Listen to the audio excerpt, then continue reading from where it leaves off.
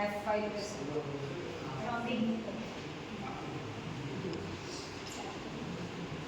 Good morning to one and all present over here. Myself, Kushika Kalia. Today, I and my team are going to present our IoT project. IoT project નું અમારું title છે water quality monitoring system. Basically drinking વોટરને અમે check કરવાના છે, monitor કરવાના છે. સૌથી પહેલાં IoT water quality monitoring system બહુ બધા ફિલ્ડ્સમાં અને બહુ બધા સ્ટેટમાં યુઝ થાય છે.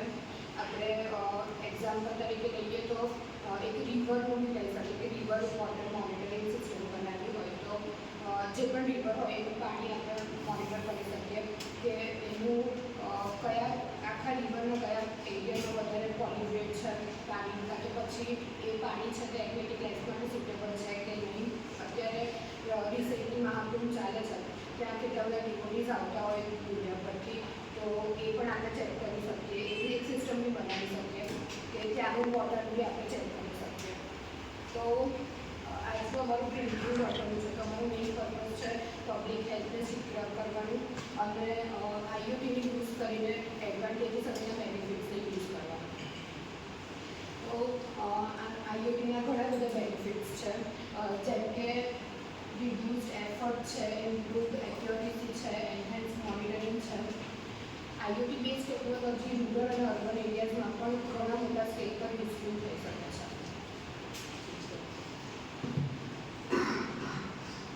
આપણે જે બી ટ્રેડિશનલ મેથડ યુઝ કરીને વોટર મોનિટર કરતા હતા એમાં કયા કયા ચેલેન્જીસ આપણે ફેસ કરતા હતા એ હવે આપણે જોઈશું. સૌથી પહેલાં છે લિમિટેડ ડેટા કલેક્શન. તો ટ્રેડિશનલ મેથડ યુઝ કરીએ તેમાં હ્યુમન ઇન્ટરવેન્શન સૌથી વધારે હોય, એટલે એમાં હ્યુમન એરરની પણ સંભાવના સૌથી વધારે હોય. એક જ મિનિટ જો તમારે સૌથી પહેલાં ચાલુ કેવી રીતે કરવાનું કે તમારો પ્રોજેક્ટ શું છે, તો water quality monitor. Water quality monitoring exactly શું છે એ બોલવાનું છે, બરાબર? તમે શું પેરામીટર ચેક કરવાનો છો? હા, વોટર મોનિટરિંગ નહીં, water monitoring water quality monitoring છે, હે ને? તો એ જે પણ કંઈ સમજાવ્યું એમાં વોટર ક્વોલિટી એ વડાવવાનું. IoT ના એડવાન્ટેજ કાઢી નાખવાના. હા, તમારા IoT ના એડવાન્ટેજ નથી સમજવાનું. જે તું IoT ને એ આપે છે પ્રેફરન્સ એવું નહીં. IoT base water quality monitoring focus શેના પર છે? તો વોટર ક્વોલિટી મોનિટરિંગ પર. એની અંદર અમે આ પેરામીટર્સ ચેક કરવાના છે કે જેનાથી આપણને ડ્રિંકિંગ વોટર ક્વોલિટી વિશે ખ્યાલ આવે. અમે લોકો pH લેવલ ચેક કરીશું, ટેમ્પરેચર ચેક કરીશું, કન્ડક્ટિવિટીની ચેક કરીશું, એટલે એટલા પેરામીટર્સ અમે ચેક કરવાના છે. અને ટ્રેડિશનલ વેમાં વોટર ક્વોલિટી મોનિટરિંગ ચેક કરવું હોય તેના માટે સૌથી પહેલાં આપણે સેમ્પલ્સ લઈએ, પછી લેબોરેટરીમાં મોકલીએ. બહુ ટાઈમ કન્ઝ્યુમિંગ પણ હોય અને એમાં એરરની ને એક્યુરેસી બહુ ઓછી આપે. હવે આપણે એના બદલે IoT યુઝ કરીએ, એ IoT યુઝ કરીને વોટર મોનિટરિંગ સિસ્ટમ બનાવીએ તો એમાં સૌથી પહેલાં તો સેન્સર્સ લગાવીએ. તો સેન્સર્સના રીતે કંઈ મૂકેલું એટલે ઓટોમેશન હોય તો જાતે બધું રીતે થઈ જાય. આ વર્ડ બોલવાનું real time monitoring. We are providing real time monitoring. અહીંયા આપણે સજેશન આપીએ છીએ કે કંઈ એવું ના વાંચો. આ તમારે એડ કરી લેવાનું હો. જે બી આ જે બધા ટેકનિકલ વર્ડ્સ છે ને એ આપવા જોઈએ. ઓકે. ટ્રેડિશનલ મેથડ યુઝ કરીએ તો ડિલેડ રિસ્પોન્સીસ પણ હોય, કેમ કે ઓટોમેશન નથી એટલે હ્યુમન એરરની શક્યતા વધારે છે, એટલે રિસ્પોન્સીસ ડિલે આવે ને એનાથી આપણી પબ્લિક હેલ્થ રિસ્ક પર મુકાય છે. પછી આવે છે હાઈ કોસ્ટ, કેમ કે આપણે લેબર યુઝ કરીશું એટલે એને બી આપણે પે કરવાનું, એનું મેન્ટેનન્સ રાખવાનું, એટલે બધાનો હાઈ કોસ્ટ થાય. અને ઇનકન્સિસ્ટન્ટ રિઝલ્ટ. ટ્રેડિશનલ મેથડ બહુ બધી હોય તો અલગ અલગ વખતે અલગ અલગ મેથડ યુઝ કરીશું તો વેરિયન્સ આવશે રિઝલ્ટ્સમાં, જે આપણે જોઈએ નથી. એટલે IoT યુઝ કરીશું તો આપણને એકદમ એક્યુરેટ રિઝલ્ટ્સ મળશે. Real time monitoring. આપણે એક જગ્યા પર મૂક્યું છે સેન્સર, બરાબર? એ ટાઈમ ટુ ટાઈમ મોનિટર કરશે. એવું નહીં કે એક વખત મોનિટર કરીને પછી મૂકી દીધું. ટાઈમ ટુ ટાઈમ જેમ જેમ પાણી બદલાશે તેમ તેમ એ મોનિટર કરશે. એટલે આપણે એડવાન્ટેજ છે એન્હાન્સ એક્યુરેસી. આપણને એક્યુરેટ રિઝલ્ટ્સ મળશે. એવું નહીં કે આપણે અપ્રોક્સિમેટ પર ચાલતા હોઈશું, એક્યુરેટ રિઝલ્ટ્સ મળશે. પછી છે રિડ્યુસ મેન્યુઅલ એફર્ટ. આમાં બિલકુલ હ્યુમન ઇન્ટરવેન્શન આવે જ નહીં, બધું સિસ્ટમેટિક અને મશીનથી અને સેન્સર્સથી જ થશે, એટલે એરરની તો એમ બહુ જ ઓછી સંભાવના છે. અને પ્રોક્રિએટિવ ડિટેક્શન. ડિટેક્શન. આપણે IoT યુઝ કરીને વોટર ક્વોલિટી મેનેજમેન્ટ મોનિટરિંગ બનાવીશું તો આપણને સિક્યોરિટી એક તો રહેશે કે આપણો ડેટા જે બી છે એ લીક નથી થતો અને બીજું કે આપણને as soon as possible detect થયેલી વસ્તુઓ મળશે. અહીંયા એ બોલવાનું છે પ્રોએક્ટિવમાં કે બિફોર ઇન યુઝ, બરાબર, હ્યુમન યુઝ કરે એ પહેલાં આપણે વોટર ક્વોલિટીને ડિટેક્ટ કરીને પછી એને આગળ સોસાયટીમાં ડિસ્ટ્રીબ્યુટ કરીશું કે જેથી ખરાબ વોટરનું વેસ્ટેજ ના રહે અને એ ખરાબ વોટર હ્યુમન યુઝ ના કરે તો એટલે હેલ્થને પણ ઇશ્યુ ના આવે અને વોટર પણ કન્ઝર્વેશન ઓકે.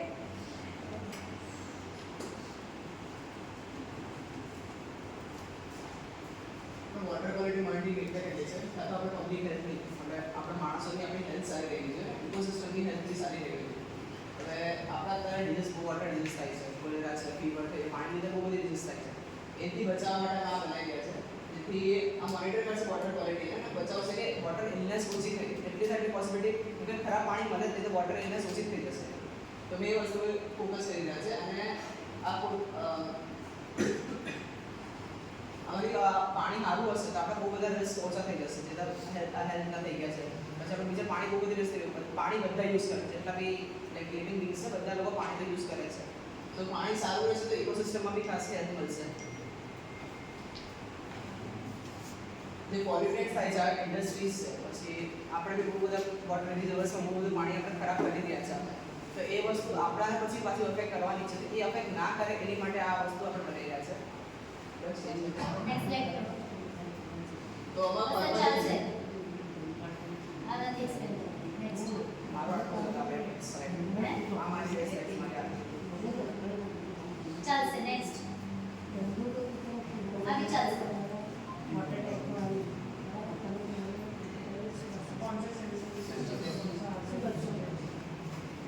હા એ મળી જશે.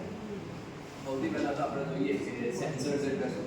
સેન્સર એવી વસ્તુ છે જેમ કે કોઈ બી ફિઝિકલ પ્રોપર્ટીઝ હોય તો એને એના ડેટા કલેક્ટ કરે અને એને પછી ક્લાઉડ પર મોકલે જેનાથી જેટલા બી હોય ડેટા કલેક્ટ થયા હોય અને બધી પાણી આગળ વધારવું કે ના વધારવું એ ડિસિઝન સેન્સર છે. પહેલું સેન્સર છે આપણું પીએચ સેન્સર.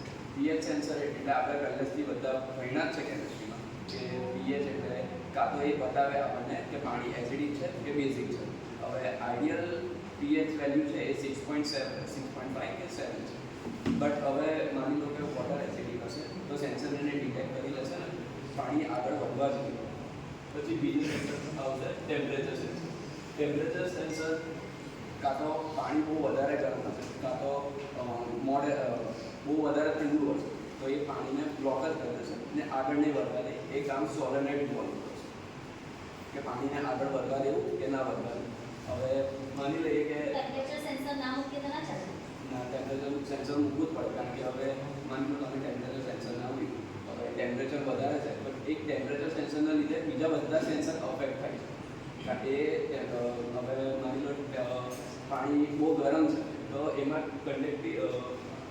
ટર્બ્યુડિટી સેન્સર આપણે મૂકીએ છીએ તો એમાં પાણી એકવાર હાર્ડ થઈ જશે પણ એ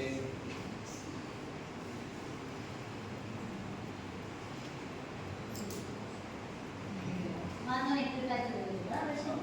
ને પછી આવશે ડિઝોલ્વ ઓક્સિજન. ડિઝોલ્વ ઓક્સિજન એટલે આપણા પાણીમાં કેટલું ઓક્સિજન મિક્સ. હવે આપણે પાણી હોય એમાં એક્વિટિક લાઈફ પણ કરતી હોય. હવે એમાં જેટલું ઓક્સિજન ડિઝોલ્વ હશે એટલું એક્વિટિક લાઈફને સારું મળશે કે વધારે ઓક્સિજન થશે. હવે માની લઈએ કે આપણે ઓક્સિજનની ક્વોન્ટિટી બહુ વધારે છે તો એનાથી એક્વિટિક લાઈફ પર બહુ ખરાબ અસર પડશે.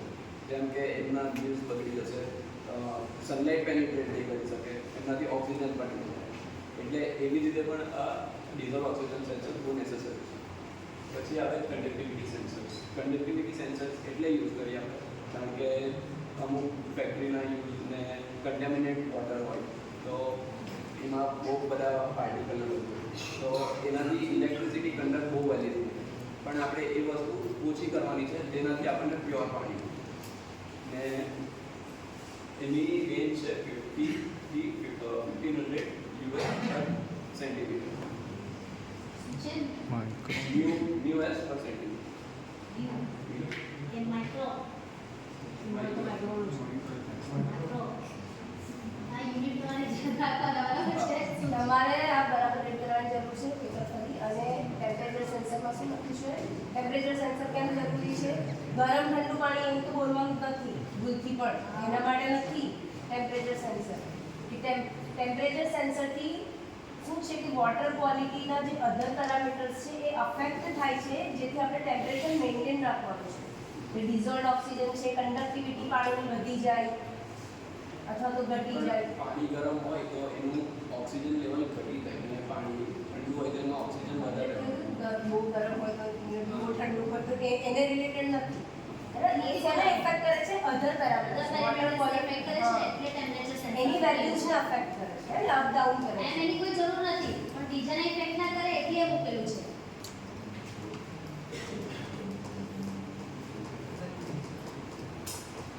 जी मान लो अभी हम लोगों को कोई भी हमारा वाटर प्लांट है, वहाँ पे देखना है कि पानी की क्वालिटी कैसी है. तो हम लोग पहले जाके वहाँ से सैंपल्स लेके आएंगे, फिर अपने लैब्स में उसको चेक करेंगे कि मान लो उस प्रोसेस में 1 हफ्ता लग गया, ट्रांसपोर्ट कर रहे हैं उसको, तो तब तक पानी और खराब है, फिर और अच्छा कुछ भी ऊपर नीचे हो सकता है, तो उसकी एफिशिएंट ट्रीटिंग नहीं होती. तो हमारा जो मॉडल है उसमें क्या होगा कि जो भी टाइम है हमको रीडिंग्स मिलेगी और रियल टाइम रीडिंग्स मिलेगी.